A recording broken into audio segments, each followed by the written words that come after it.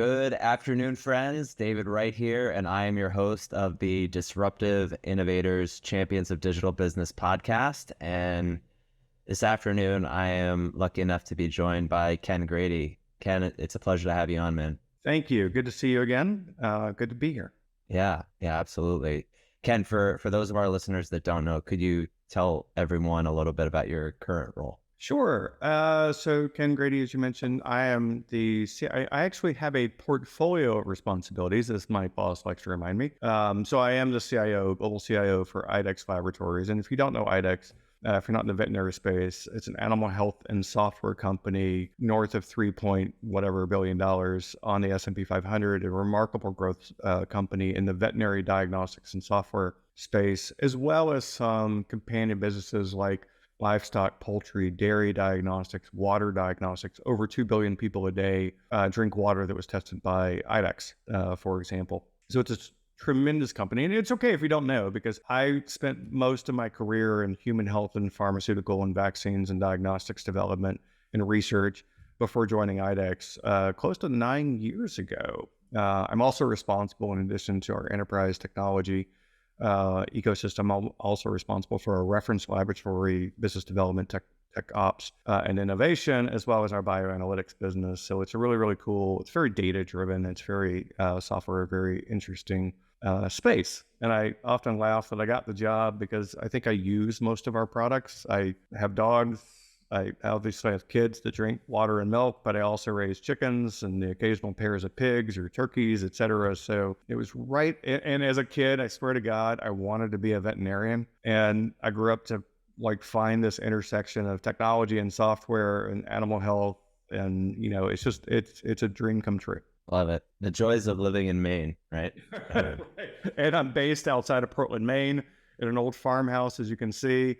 So yeah, it all just comes together. I'm bummed I can't have any pigs here in Brooklyn, but so Ken, I mean, we started kind of telling us a little bit about your journey, but maybe you could dive a little deeper into, how you started out and how you ended up as the, CIO of this, global, biotech company. Yeah, I've spent most of my career. So I started off studying computer engineering. As I mentioned, I wanted to be a vet, but I very rapidly realized that for whatever reasons, there was a better path for me in technology.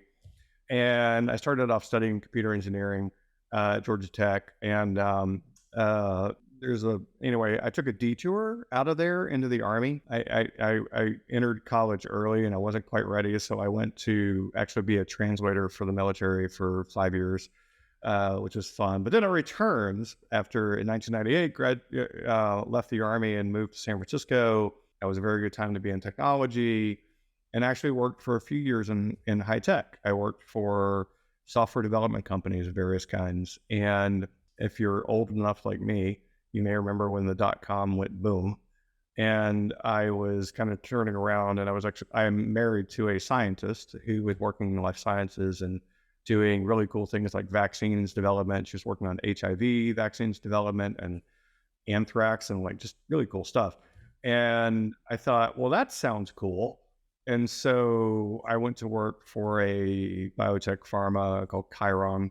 Later on became part of Novartis, a global pharma company, working in the oncology, pharmaceutical, vaccine, and diagnostics development space, always in IT and technology and data. But I actually really found that I had an affinity in this space and a passion for learning in this space. And the intersection of technology and software and research and life sciences and healthcare has always been something that I just take a lot of energy from. It really excites me to think that, the work that I do or my team do or my colleagues do are impactful on the health and well-being of those around us. And I can fast forward to some stuff in IDEXX where we actually were part of the COVID response. Yeah, so I took a lot. So this was, it gave me the opportunity to, I think I've done every job in IT except network engineering. I don't understand what those guys do. I make them speak to me in single syllables and primary colors. When they get into level 3 switching, I'm like, okay, guys, simplified for me. But I've done almost every other job in IT, from infrastructure to software development, project management to team leadership. And it's given me the chance to really think about the impact of the technology investments that we make on the acceleration of, products and services that impact the health and well-being of those of us around us. Yeah. Um, it's always great to have a leader that's really connected to that mission, and is passionate about it. I know that's true for me in working with our clients, a lot of healthcare clients, but even when we work with a financial services client, thinking about the consumers that we're helping, or what have you. So Yeah. that definitely resonates with me. Um, Ken, what would you say was one of the most important things that you learned, important lessons that you learned, and what was life like before learning it and after learning it? And that could be Oh man. personally, professionally. Well, there's probably two or three, but the professionally, the best advice I ever got. I was a young, I don't know, freshly minted leader. I was actually a country CIO for Novartis, which is a fantastic organization. 140,000 employees, global Swiss pharmaceutical, and I was leading our UK shared services team or whatever at the time. But I remember the then CFO um, was addressing a group of us, IT leaders, and he said, "My job as CFO is to make the company investable," which I thought was an interesting way to frame it. I never really thought about it before. And a lot of us in IT kind of grew up working under the auspices of the CFO or whatever. And that's certainly been true at different point, not today, but different points in my career. But anyway, I just thought that was a really interesting, making the company investable. He said, your job as CIO is to make technology investable. And it completely reframed the way that I thought about leading the organization. That everything I did, that everything our team did, had to be translatable into impact in a way that people would want to invest more. And and that's true from everything from managing operations right through into new capability and functionality, up to and including the go to market strategies for commercial and product development. And technology is, I don't care what industry you're in, software and technology is key to all of those aspects. How do customers get customer service? How does your product report back on its efficiency and efficacy? How do customers get more of it? Right? How do they get their invoice? Every part of that is fueled by technology. And it's never been more clear than over the last few years. When we went through the pandemic and lockdown and whatever, again, industry, and we had people that needed to be in work, in the labs or in operations or manufacturing. And we had lots of people that needed to work remotely in a distributed format. And what kept us all together and moving in the same place was IT, was technology. And, we were in a good place and that we had made the investments necessary to keep us connected. But if we ever needed a object lesson in the importance and the nature of work that's driven by software and technology, we've certainly gotten it over the last 3 years. I think that lesson is true now more than ever, as a lot of companies in different industries brace themselves for, a potential recession too, right? One of the themes I heard at one of the conferences I was just at is that, and it was kind of funny to hear the CIOs that on these panels were like, "Oh, well, we're not investing in shiny objects anymore. Everything that we look at needs to have ROI." And I was like, That's "God, always been the well, case. right?" I was like, "Geez." That's always been the case. Like, we always should be focused on ROI and thinking about, is this moving the needle? Do we understand the connection between this investment and the outcomes that we're trying to drive? I don't think there's anything new about that. There are definitely circumstances that lead us to reinforce that message. Absolutely. But I don't think that's ever been different. It's just that the technology layer of our investments these days is more responsible than ever for driving those outcomes. And, if there was a time where IT was a back office function, that time is long gone. We are very much a customer facing part of the go to market. 100%. I think it just so happens that in the healthcare provider space, in my experience up until recent, years, it was unfortunately IT was always seen as more of a commodity, kind of keep the lights on mentality. And COVID pressed the issue of consumerism and everybody jumped on it, but it was like, okay, let's roll out a digital front door, and you'd go through the digital front door and then you'd hit a wall and then, have to pick up the phone and, call someone and then, navigate here. And that it was just, so Yeah, anyway, that's it's interesting because, I've thought a lot about this, and I think that the phrase digital transformation is overused and doesn't mean the same thing to everybody. But I do agreed. think there's something in this space. And I recently read a book and was listening to some speakers around the digital mindset. And I think what is too often neglected is the connection between the skill sets and the mindset. And I did not coin this. This was authors of the digital mindset. I can't remember them, but if you can go out to Amazon, you can find this book. But we implement the tools and the capabilities, but we don't always change the processes and the people's mindsets about how to connect these two things. It's not sufficient to just implement software and okay, it's solved now. Right. You have to bring people along with us. And And I it's, think the role of the CIO really has to include a people change management component in order to maximize the value out of that transformation. couldn't agree with you more. I was ready to, jump out of my seat as you're talking, as you could see. Because oftentimes we'll be invited into an account, we're Disruptive Innovations, right? So we're talking about generative AI and we're talking about this and that. And they'll say, hey, we need AI, we need this, we need that. And we're like, okay, yeah, we can educate you on that. And we also have to look at people, process, methodology. And they push, oftentimes people will push. They're like, we just want to look at the technology. It doesn't work that way, right? I mean, No, especially in industries where those other elements, from a holistic standpoint, have been ignored for many years. It just, you set yourself up for failure, especially with a solution. God forbid you roll out that solution and then nobody uses it, right? We've all been there. I mean, I should say I've been there over the course of my career where I've rolled out a technology solution in the younger days, right?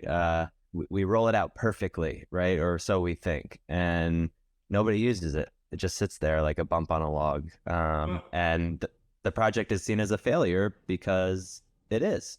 so I had an epiphany, a COVID related epiphany, and not because I got COVID, although I did at one point, but I was fully vaccinated, but still got it. But anyway, early days, COVID, the first few months of COVID, we all went home March 20th, March 13th, 2020. That was the date.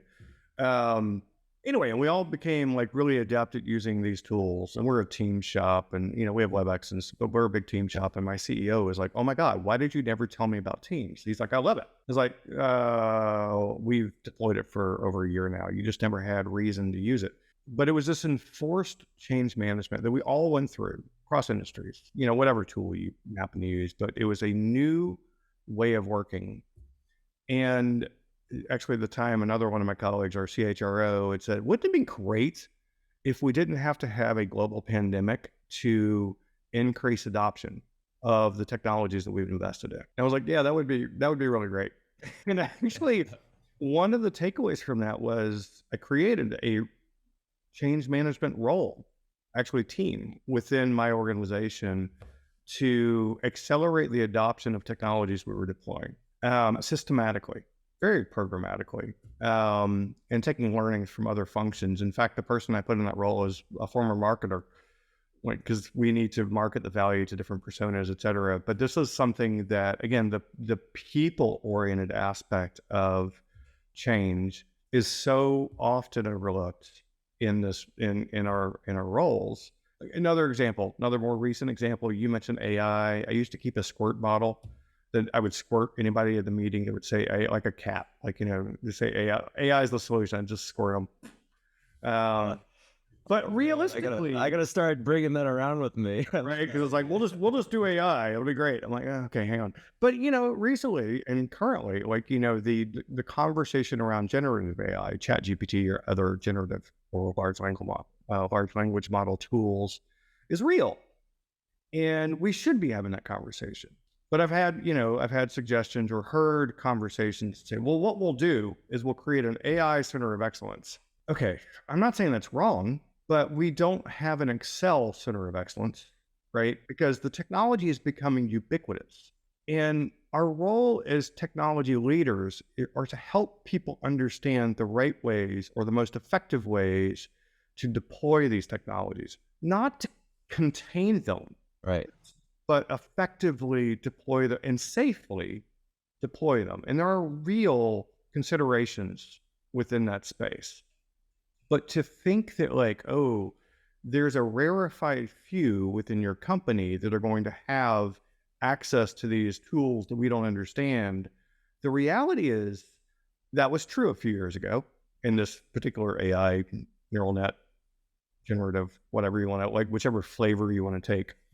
It's less and less true. It's software. It's embedded in the platforms that we use and deploy, and we need to be good stewards and shepherds for how the organization thinks about leveraging them within the day to day. And that's tough. It's a very interesting world we live in that space. Yeah, and I think that you need to start with just like anything, right, in our world, like you start with the goal or the problem, right, and then work backwards to see how these solutions can kind of fit into things, versus just it being, here's the technology, let's try to fit it in somewhere. Right. Like you mentioned well, like for example, like when I think of a company like yours, I think of the knowledge management use case, which I think is one of the, will have a huge impact, is already having a huge impact, particularly because since it's not consumer facing, right? I mean, the risks of it, letting it out in the wild are kind of a little less substantial, and just what you can do with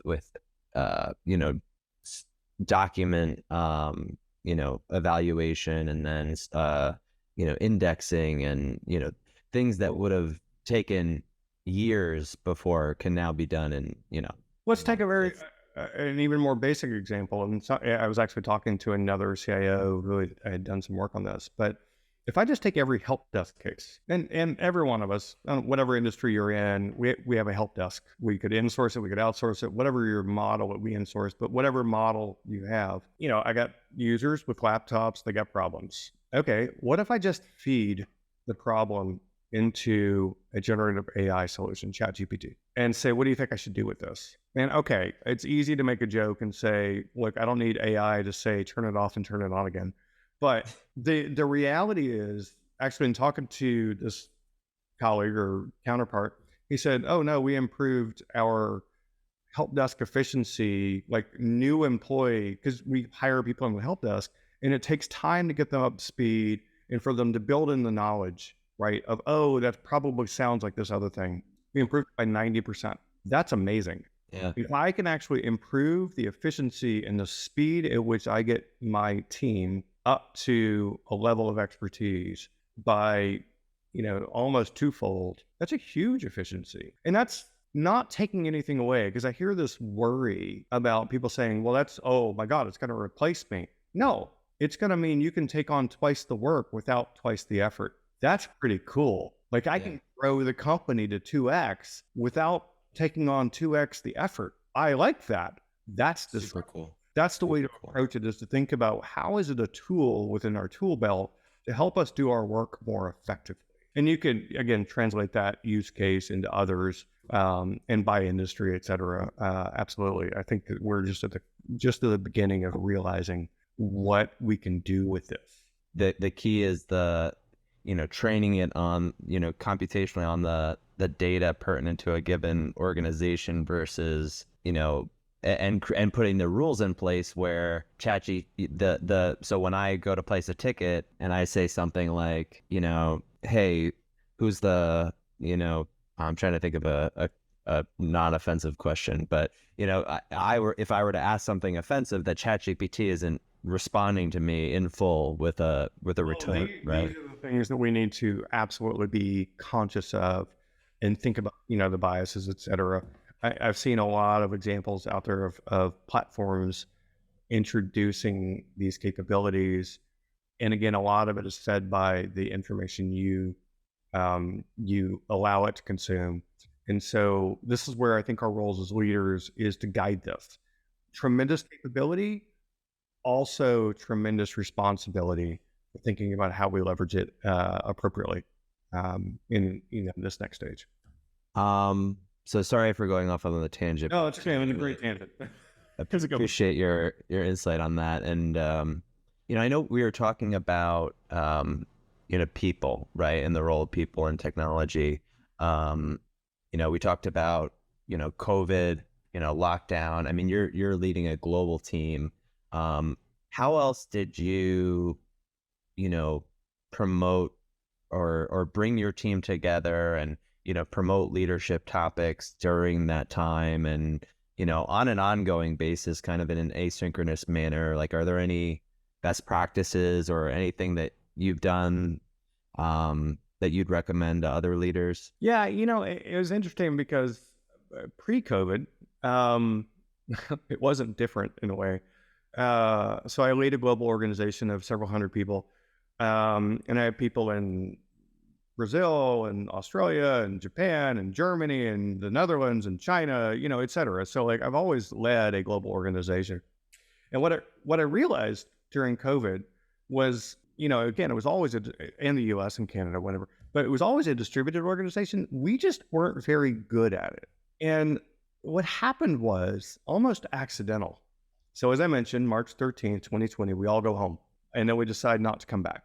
Right. And we're protecting the people that needed to come back. And we're figuring this out. And, fortunately, we had made the investments in the technology ecosystem over the preceding years to allow us to do this. And there's a lot to that as well. And I mean, we looked like geniuses. We looked like we were planning for a global pandemic. It's not true, but we had other reasons why this was an important part of our ecosystem. But it was still scary. It was scary. It was white knuckled. I mean, take yourself back 3 years. Like we did not know. And so, that first week, at the end of that first week, I just said, but I was like, I need to talk to my team. And so I, as I mentioned, I have kids. My kids are at this point 20 and 15, but at that point, -3. And they had introduced me to TikTok. Okay. So what I did was I took my phone and I pointed it at my face, and I recorded a video with basically was like 10 minutes of like, we're going to get through this. Here's what I know. Here's what I don't know. Here's what we learned. And then the next week, and I published it. We're a big Microsoft shop, so I use Stream and kind of internal YouTube, if you don't know it. Anyway, and then the next week I did it again. And every week for the last 3 years, with 1 or 2 exceptions, but I've done the same thing. Then it was a really fascinating response because the platform allows for comments and it allows for, to your point, asynchronous dialogue, and it gives me a chance to. And it was very interesting for me as a leader because prior to that, the feedback I would get was it was interesting. There's a formality to me, like Ken's very formal, and I was like, "Do you know me? I play the banjo, like literally. Hang on." I play the banjo. Like I have multiple banjos. I am not very formal, but I am a very process-oriented leader, and I think that led to this, kind of perception. But suddenly, people actually got an insight because sometimes I would record that video while cooking lunch. Sometimes my kids would walk in or my dogs would walk in, and there was this connection that was created at every level. And it was a really effective tool. Fast forward 18 months, 12 months, I don't know, sometime. But I said, look, and actually, as it happened for our industry, so animal health, companion animals. So one of the effects of COVID, because we're all home, is we all decided to get pets. And I got one too. I got a new dog during COVID. And so actually the animal health industry grew faster during COVID, which we did not know, but it happened. So we were still hiring. We're still hiring. We're still growing as a company, right, during COVID. So we took the first few months to go like, and then we were like, oh, wow. And so I'm still investing.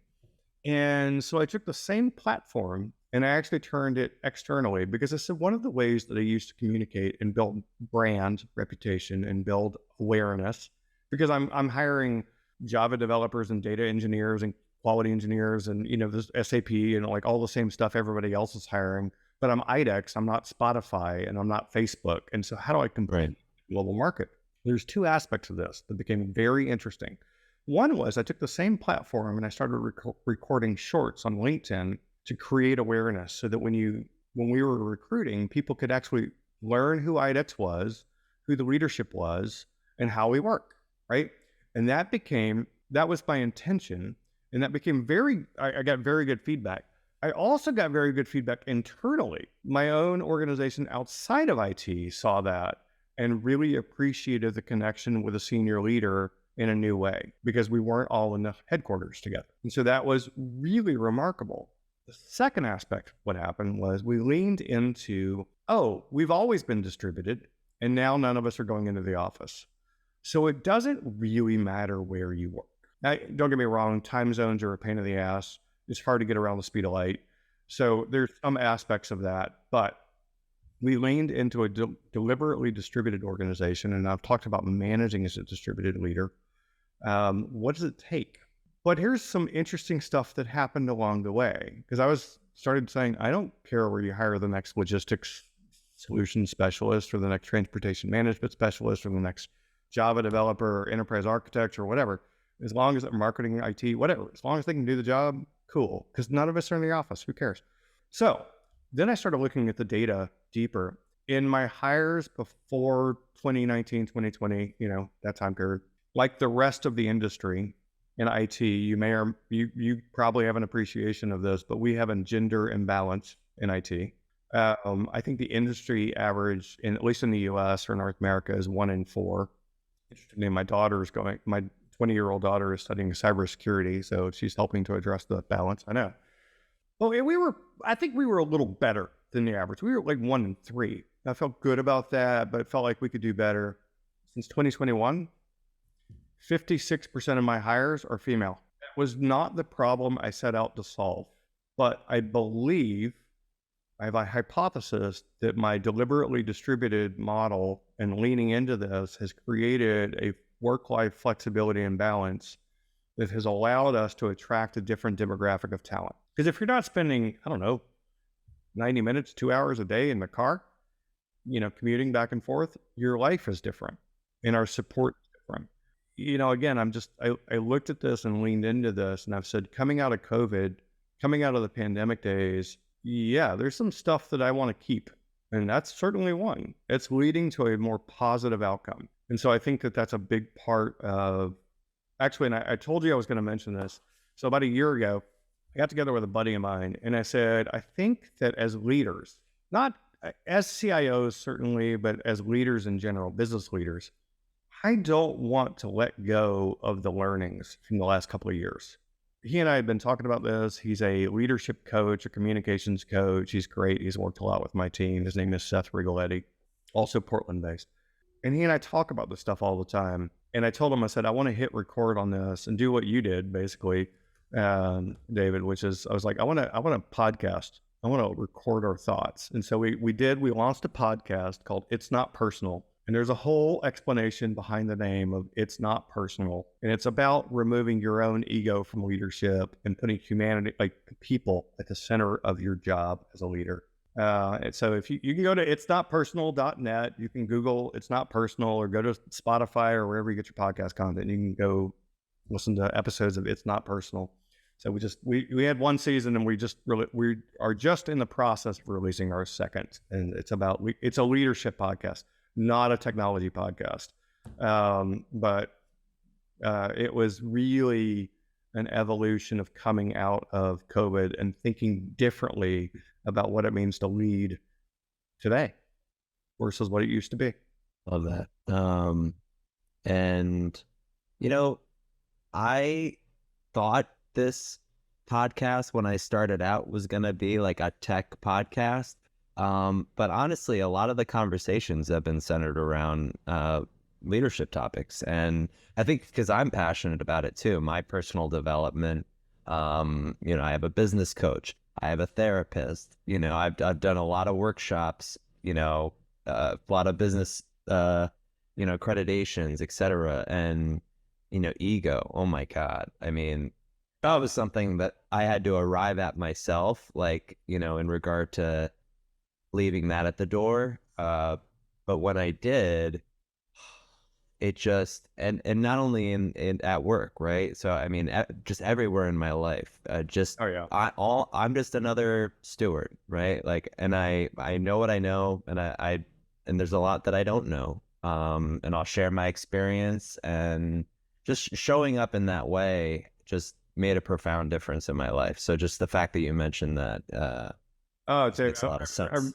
I love that you shared that, man, because I really do. Like, there was this, again, you asked me for like what was the moment, and here was another moment where I had, yeah, oh God, how often do you show up in the C-suite and you want to get your agenda across, you want to get your point across, you want to get your priority across, but if you can check your ego at the door and realize that this meeting may not be about you, and the reactions of your colleagues may be something completely different, and if you can check your ego, and I think this, it's not unique to the role of CIO or CDO or CTO or whatever whichever brand or flavor your organization follows.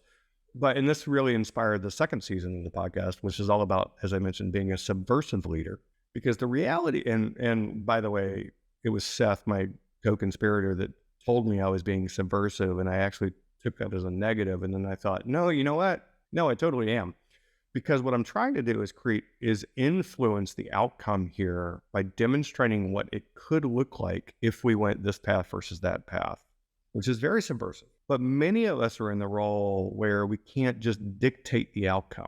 And so this is where, back to the people-based leadership, we have to really understand the motivations, the fears, and the aspirations of the people we work with on our teams or in our colleagues, in our customers, in order to create the path towards the outcome we're looking for.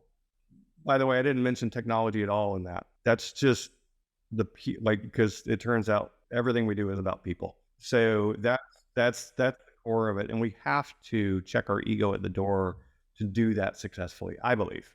I agree with you wholeheartedly. And I mean, I'm the biggest proponent of the need for, if you want to be a company that is truly innovative, it often requires a cultural shift. It starts at the top, right? And it involves that kind of way of being, or maybe certain people have certain flavors to it, but in a general sense, where you are connecting with your colleagues in that manner, and you're letting them be open and vulnerable, and because that allows them to feel like they can fail, and do so in such a way with feedback loops and in a controlled manner where you can integrate feedback and keep moving, right? Because that is how we innovate, right? And if you're in a place where you don't feel that connection to the leader, and with an organization like yours, where there's many layers of management between you and maybe this person, that's why it's even more important ever than for that to kind of exfiltrate down the organization, and those kind of values to be more than just words on a wall, right? For them to show up in action, right? Which is why, and again, it wasn't intentional, and it's not like I had a master plan, but which is why, going back to the method that I chose of creating a weekly video and a weekly outreach, this thing, and creating a personal connection, like I'm just a human too, created a psychological safety for the organization to actually speak up. And my team is, so they know, they're tired of hearing me say it. I say it all the time: never waste a crisis, right? So when something goes wrong, And look, it's Murphy, it's technology, something's going to go wrong. And we do everything we can to ensure that it doesn't, and really address operational resilience and, take advantage of all the things, from a cloud, blah, blah, blah. But stuff still goes wrong. And my refrain is always never waste a crisis. And that says two things. One is, what do we learn from this? What do we learn from this? What are we taking forward? Two is so that we can actually address something. It's like, oh, let's never let that happen again. But two is, it also says it's okay for you to say what went wrong. It's okay for you to name it so that we can learn from it. And that is, I'm never going to punish somebody for something going wrong. I mean, don't get me wrong. If there's an intentional screw up, of course there's, a process, but when something happens, what did we learn from it? How do we carry that forward? It just creates this safety of a speak up, kind of let's talk about it. Let's name it. Let's lay it out on the table and dissect it. Right. That's, I think, because I am not the smartest person in the room. So if you expect me to have all the answers as to what went wrong and how do we fix it, I told you I can't name any network stuff, right? So I rely on my team to help inform us as to how we get better. And I think that's important. It's an important message as a leader. 100%. In fact, I'm going to take that kind of video sharing, that asynchronous kind of leadership message to some of my clients and tell them to start doing that. Share some ways. Yeah, I love it. So I want to get into Ken a little bit more about, what you guys are up to at IDEXX. Before we do, I always like to ask favorite book or literary piece, either that you're reading in recent months or all time. I'll give you 3 answers. So one is a book I just read called Remote Not Distant. And it's very much about this distributed organization. How do you stay connected? How do you create this culture of connectedness? I cannot remember the author offhand, but that's good. I've already mentioned my favorite podcast, which is No Stupid Questions, part of the Freakonomics network. I love everything by Stephen Dubner, so that's a good one. And 3 is I have totally been binge watching The Diplomat on Netflix, which is completely unrelated, but fantastic content. So there's my 3 answers real quick. Love it. Okay. So Chief Information Officer with lots of other responsibilities at this global brand IDEXX. What is your vision for IT and digital as is derived from the overall mission of the organization? And what are some key initiatives that you guys are working on, with an understanding that you can't, share anything All the secret proprietary? Stuff. Yeah, no, I mean, what a broad question, but so IDEXX's mission from a diagnostics perspective, think about it. When you take your dog or your cat into the vet, you want to make sure they're healthy, right? And so I often laugh because when you take your dog into the vet, if you own a dog, they ask you to bring in the poop. We get to poop. And it really pleases my inner 12-year-old that I get to talk about poop a lot and get paid for it. Like, that's awesome, right? But honestly, diagnostics is about data. It's about giving your pet a voice, because your pet can't tell you, like, I don't feel well today. And so it shows up in the blood work, chemistry, the urine, the fecal, all of these pieces. And we empower the veterinarian to give you answers about your pet, which is increasingly a part of your family, right? When I grew up, we had a dog, and the dog lived in the doghouse in a fenced area of the backyard. And I have 2 dogs today. I have a St. Bernard named Frank and an Old English Sheepdog named George. They're both female. Their pronouns are she and her. It's Francesca and Georgina. And they sleep in our bedroom, right? They're really important members of our family. The fact that I can rely on and think, can have a relationship with my veterinarian to help me understand how to take the best care I can of them. It's tremendous. And I mentioned, livestock and, the food supply and dairy, et cetera, like the other parts of our business. It's really tremendous. And software and technology allows us to give the clinicians, the veterinarians, et cetera, a more rapid, near real-time answer to really important questions. And I'll just go back to And this was kind of this weird intersection of my responsibilities. But, early days of COVID, at this point, maybe we didn't all understand what PCR testing was before. And actually, one of my real-time or one of my weekly videos, I actually sat down and explained what PCR was to my team. Because in my last job, I was CIO of New England Biolabs, which is a biotech that makes the stuff you use to cut DNA up and put it back together again and do other stuff with it. So I had actually run PCR in the lab. And anyway, early days, we couldn't get enough testing. Remember that? Like 2020, there was not enough testing to go around. So IDEXX actually partnered with several organizations, including the state of Maine, where we're headquartered, to help supplement and augment the testing capacity. So we ran the PCR lab for the state of Maine, essentially, in partnership. And it was part of my team, part of my reference labs, part of the team, because it's all about providing answers. And I think this is, from a healthcare life sciences perspective broadly, increasingly going to be how we scale. How do we make it cheaper and faster to deploy solutions? Because it's all data driven. And yeah, I can't go into all of the things that we're doing from an AI and, et cetera. But if you look at, for example, I'll give you two of the things that we launched, in the past few years. One was a hematology connected device called our ProSite platform, which allows veterinarians to test the blood at the point at the clinic and deliver real-time results. And what we do from an IT perspective was we also make sure that the veterinarian never runs out of the supplies that they need to, because we know what they used and we can help make sure that they have what they need, right? So it's connected to our supply chain, it's connected to our invoicing, it's connected from a full ecosystem. And that's what software allows us to do, is connect the full ecosystem for a complete solution. So it's one of the reasons I love being a CIO, is because we work with every part of the business, with supply chain, with the product, with the customer, with finance, with HR. Like, every part of the organization is connected through software. I think that's going to continue to enable us to do things more effectively and efficiently over time, and intelligently at scale. Like, this is the thing that we do. So I see it everywhere I look across the organization. Yeah.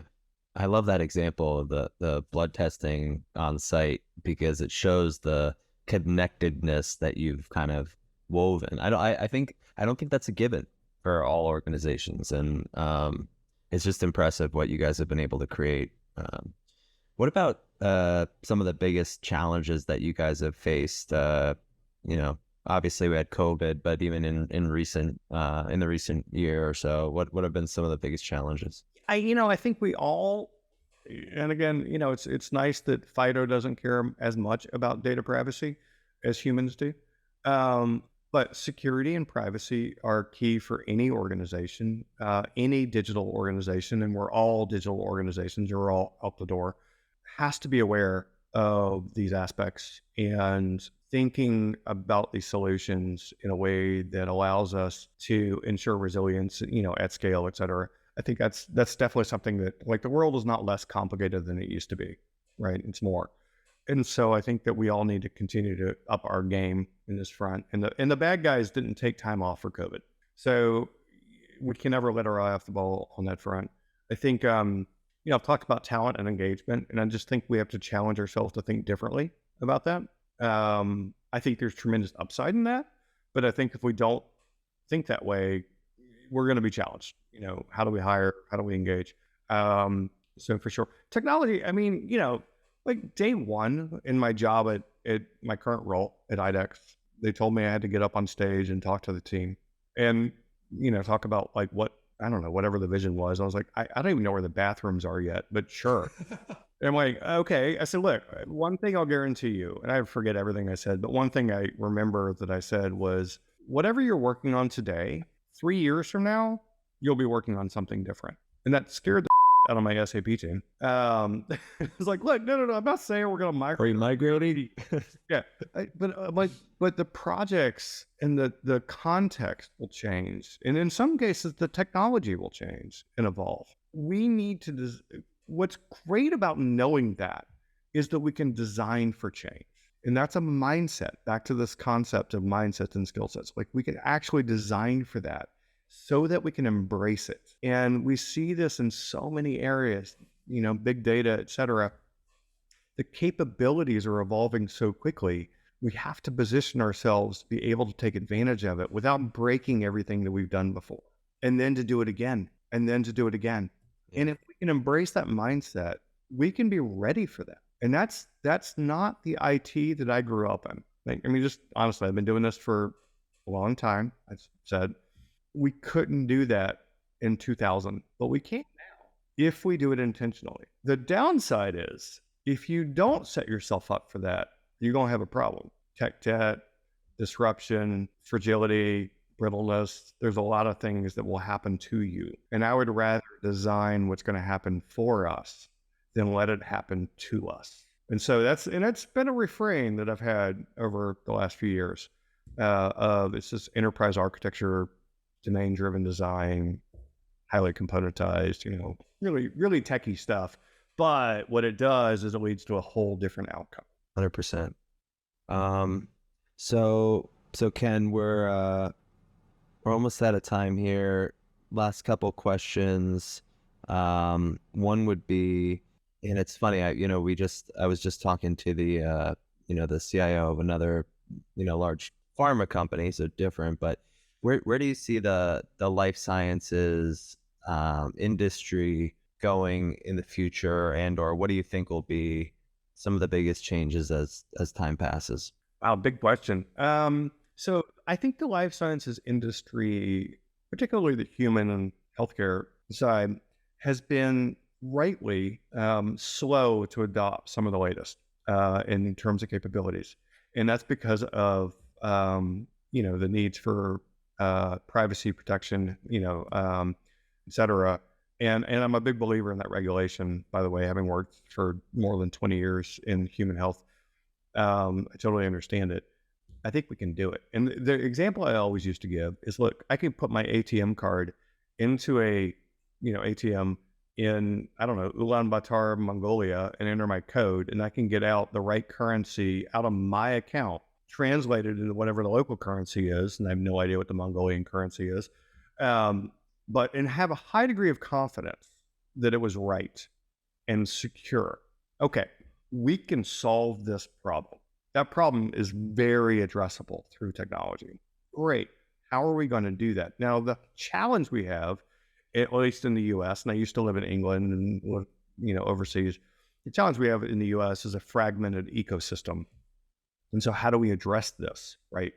But I think we're migrating that way. It may be slow, but we're migrating that way in the same way that we've addressed, for example, the financial system example I just used, like the banking system.